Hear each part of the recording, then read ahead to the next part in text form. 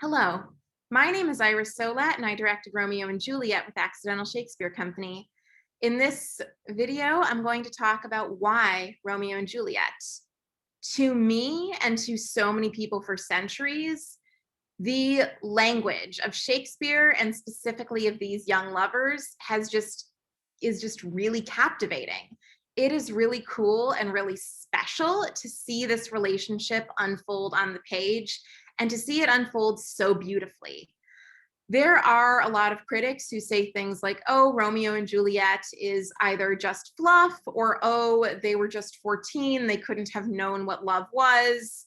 But I'm going to call bullshit on that. To start, if you look at the text dramaturgically, it's beautiful overall. The language is just really lovely.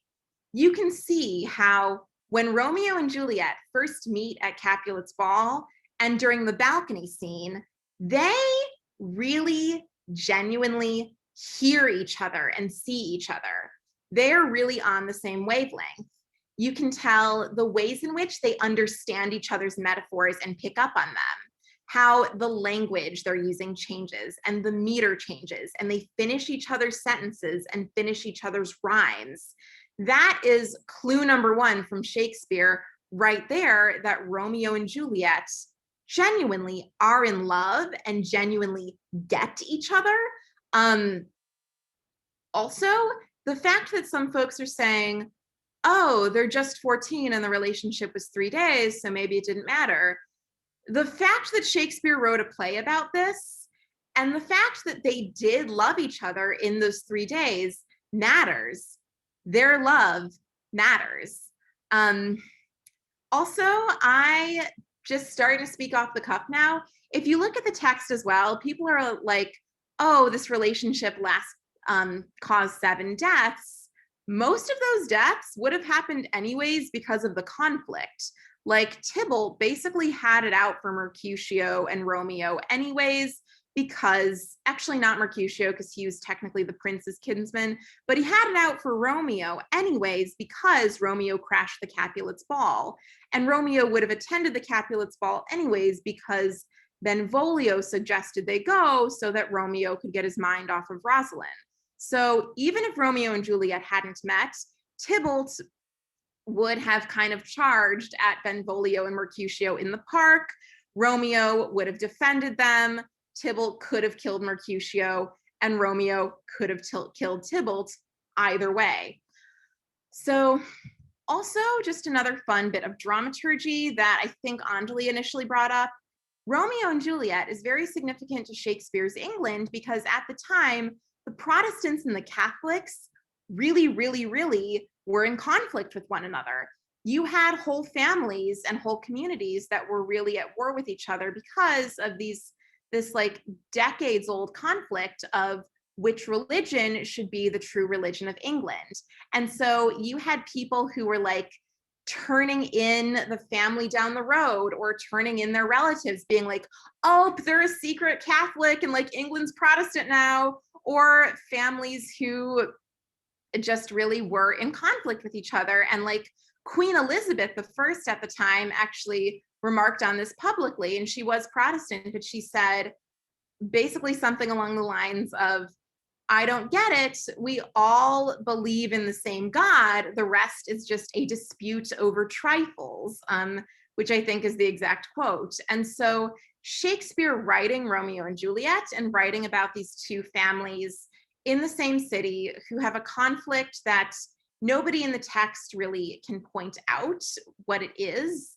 The fact that Shakespeare wrote about this was definitely a nod to the fact that he was seeing a lot of these families and towns being torn apart by this Catholic versus Protestant conflict. And Shakespeare himself, if you look at his life, people have thought that maybe his father was a secret Catholic or that Shakespeare was a secret Catholic. That's kind of why like several of Shakespeare's plays take place in Italy to get away with having Catholic characters in a Protestant England at the time. And so Shakespeare really did have kind of that deeper level connection to this theme of Romeo and Juliet being in love, but being separated because of this needless grudge.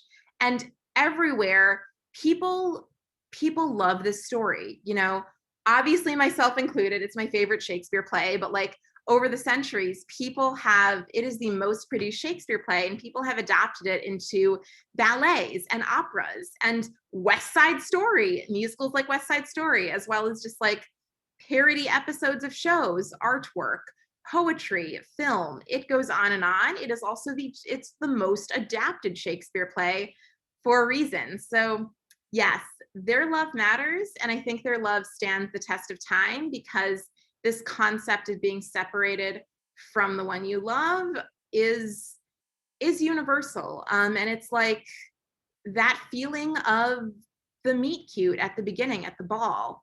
Many of us have been through that. Many of us have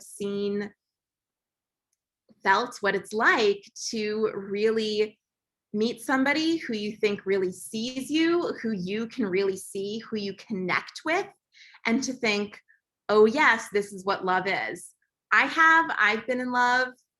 I hope you have too.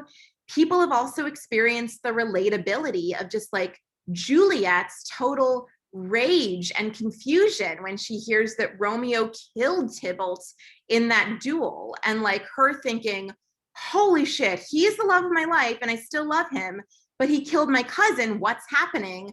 And just Romeo and Juliet's total sense of just like loss when Romeo has to say goodbye to Juliet on the second balcony scene at the end of Act 3 after spending the night. And he says that he has to go to Mantua or else he'll be a dead man in Verona. And you don't know if we know that they're not going to see each other again, but they don't know they're never going to see each other again.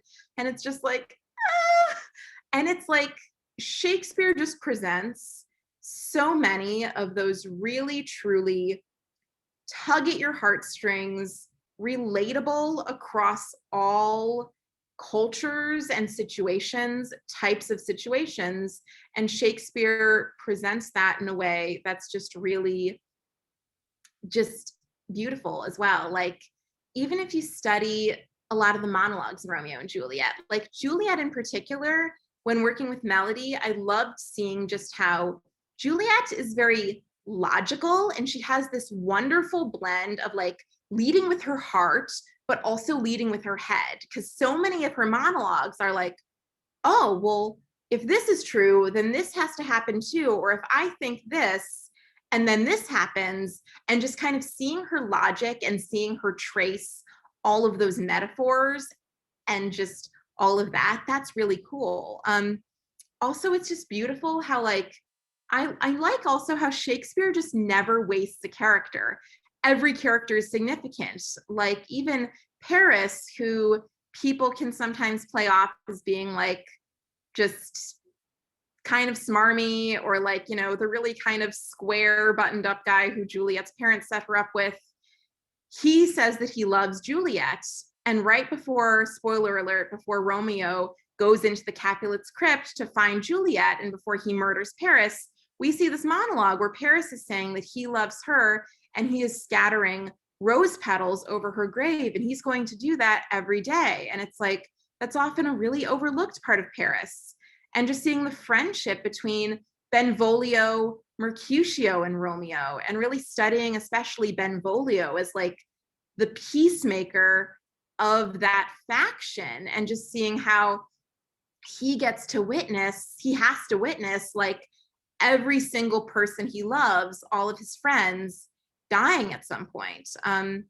Also, especially seeing, now I'm just like having fun and giving y'all tons of spoilers, but just seeing that moment like at the end of Act 3 when Juliet kind of in one scene, everybody abandons her because she has to say goodbye to Romeo when he leaves her at the balcony, and he's like, oh, I promise we'll see each other one day, but I really don't know. And she's like, oh no, it's really sad that you don't know. And then when her parents tell her she has to marry Paris, and she says no, and they say that you're not our daughter anymore if you don't marry Paris. So boom, Romeo's gone and her parents are gone. And then the nurse, the one person Juliet has to rely on, also says, hey, Romeo is basically dead to us. It's probably smarter to marry Paris.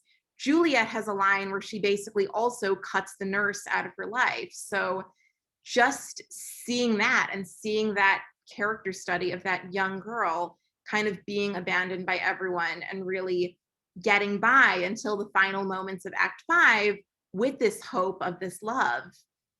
So I've been talking for a lot, but I think Romeo and Juliet definitely brings out the feelings in everyone. The story and the language has stood the test of time because it brings out the feels, and the language is just so beautiful and stunning. And I am really looking forward to all of you here watching this to see our Zoom production, which will air weekly in May and June in 5 different installments, to see our production, which sets it in a COVID-19 era Chicago in 2020 with a queer Romeo and Juliet. And I really think that you will enjoy this production, and I'll see you in our next video.